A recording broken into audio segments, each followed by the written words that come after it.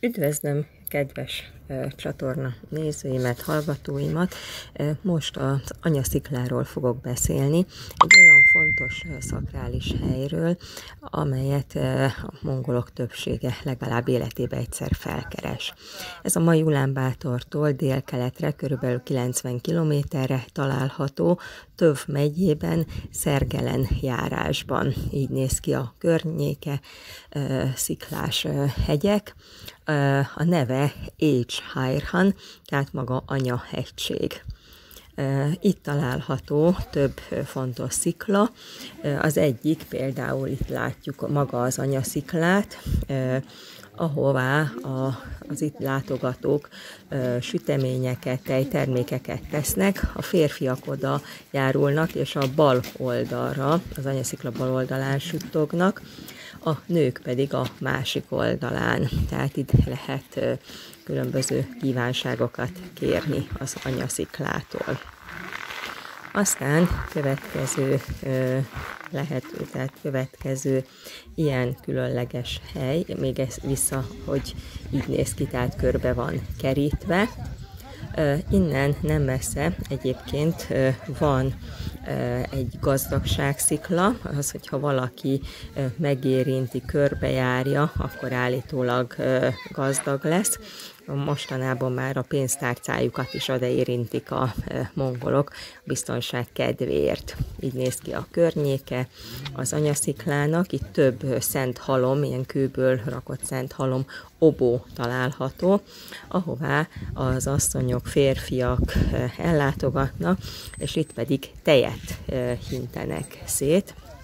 Itt ugye az anyaságnak az egyik jelképe a tej, ezért ugye ezzel szoktak áldozni.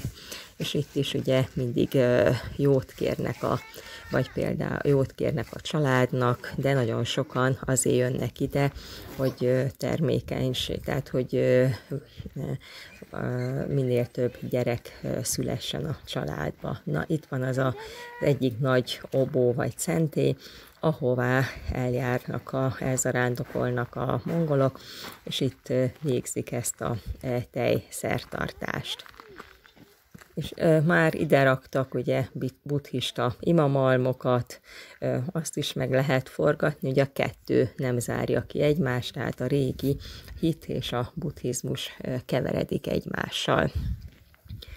Tehát itt látjuk röviden, hogy ugye ezt a szent halmot az óra mutató járásával ugye körbejárják, van, aki 3-szor, van, aki csak egyszer, és látjuk, hogy itt hintik szét a nők általában a tejet.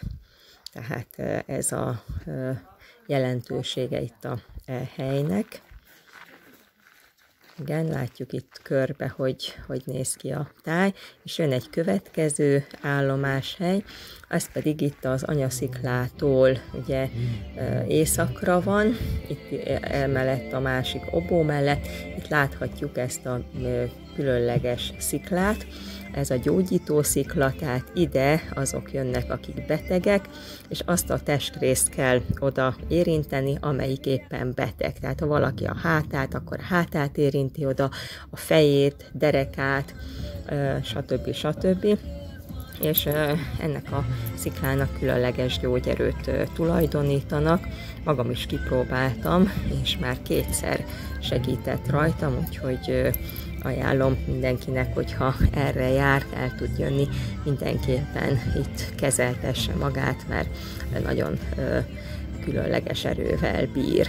Tehát körülbelül ennyit erről a híres szent helyről, az Anyaszikláról, Écs-Hadról, és majd jelentkezem még az új helyszínekkel. Köszönöm szépen a figyelmet, viszonthallásra!